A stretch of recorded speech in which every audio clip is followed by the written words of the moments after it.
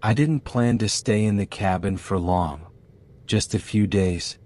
That's what I told myself. It was supposed to be quiet, peaceful, a break from everything. No phone signal, no internet, no noise. Just trees, wind, and silence. That's what I wanted. At least, I thought I did.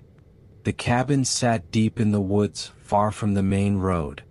It took me almost an hour of walking after I parked my car just to reach it. It looked old, not broken, not abandoned, just old. The wood was dark, almost black in some places. The windows were small. The door creaked when I pushed it open like it hadn't been used in a long time. But inside everything was clean. Too clean. There was a bed, a small table, a chair, and a fireplace. Dust covered most things, but not enough to feel abandoned. It felt like someone had left recently. Or like someone still lived there, and just wasn't home. I laughed at that thought. Relax, I said to myself. You wanted quiet. So I stayed. The first night was normal. Cold. Quiet. Still. I made a fire, sat by it, and listened to the wood crackle. The silence outside felt heavy but not scary. Just deep. I went to bed early.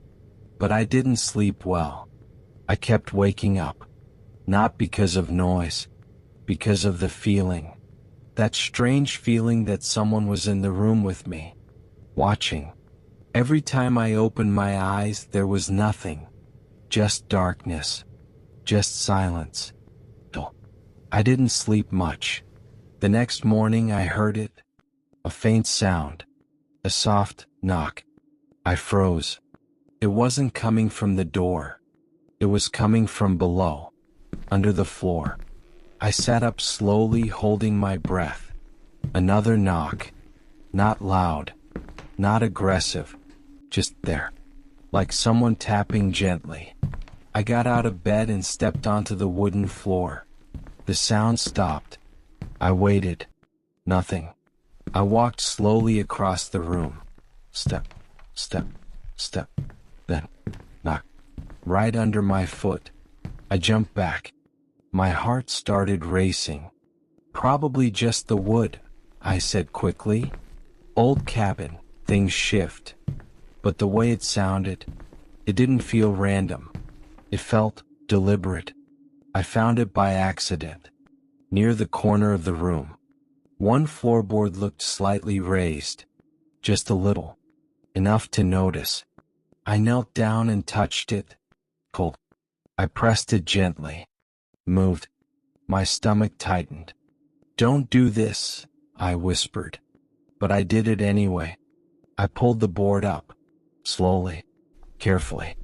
It made a soft cracking sound as it lifted.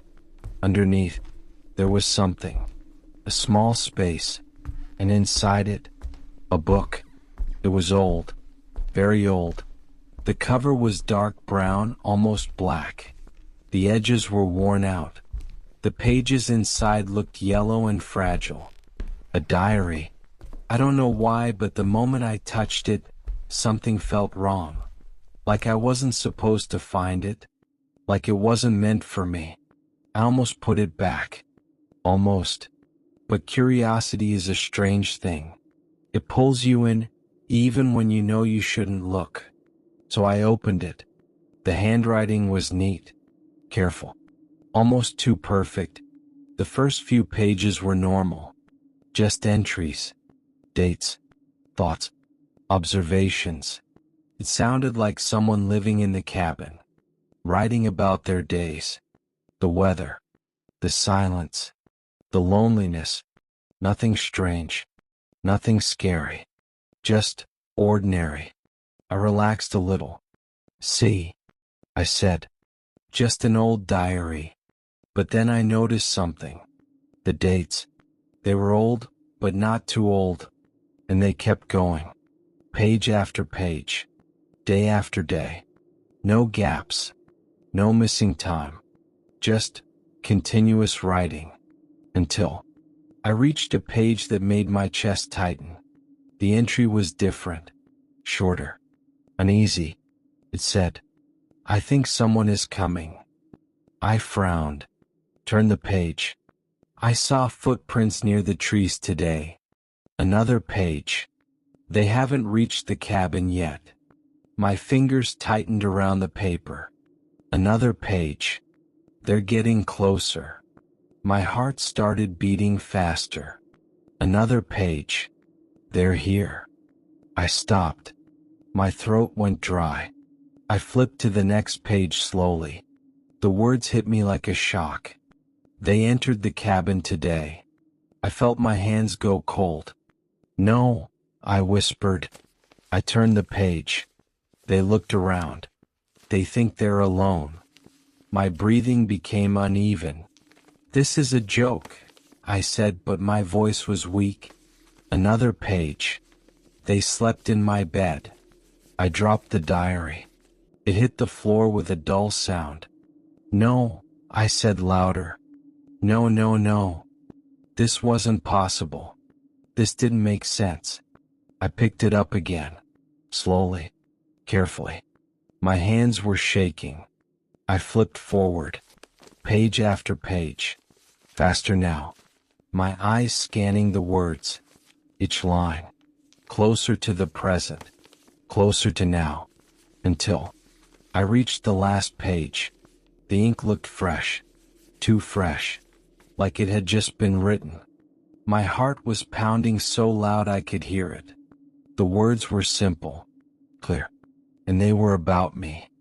"They are sitting on the floor now." I froze. I was sitting on the floor. "They are reading this page." My breath stopped. I stared at the words, my mind refusing to accept it. "No," I whispered. My hands trembled. Then, a new line appeared, right in front of my eyes, the ink forming slowly, letter by letter. "They are scared." I dropped the diary again, this time harder. I backed away from it. No, no, this is not real. But I saw it. I saw the words appear. I saw them being written. Without a pen. Without a hand. I stood up quickly. My head spinning. My chest tight. "I'm leaving," I said. "I'm leaving right now." I grabbed my jacket. My bag. My keys. I moved toward the door. But something felt wrong. The cabin felt smaller. The walls felt closer. The air felt heavier. I reached for the door handle and stopped, because behind me, I heard it, a soft sound, like paper turning. I turned slowly. The diary was still on the floor, open, the pages moving on their own, flipping, one by one, fast, then stopping. On a new page. I didn't want to look, but I did, because something inside me needed to see. The words were already there, waiting. "They are trying to leave." My heart raced. I grabbed the door handle, pulled it open, but there was nothing outside.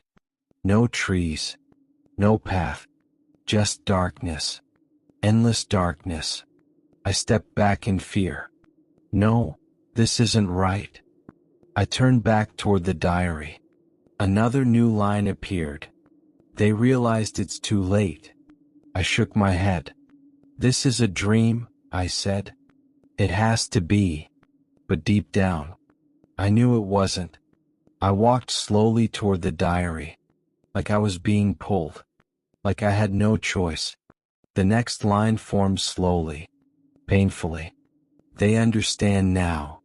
Tears filled my eyes. "Understand what?" I whispered. The final line appeared. Slow, clear, unavoidable. They were never the reader. My breath stopped. My mind went blank.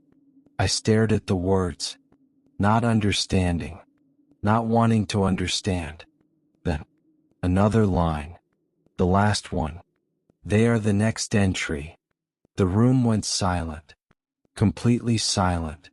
too silent. I tried to move, but I couldn't. My body felt frozen, heavy, like I was no longer in control. I looked down at my hands. They weren't shaking anymore. They weren't moving at all. Slowly, I felt something shift, not in the room, in me, like something was taking my place, like I was being pushed aside, replaced. The diary pages began to turn again, one by one, until a blank page appeared, waiting, ready. And then, I felt it, my thoughts, being written, not spoken, not chosen, just written. I tried to scream, but no sound came out, because I finally understood. I was never reading the diary. The diary was reading me.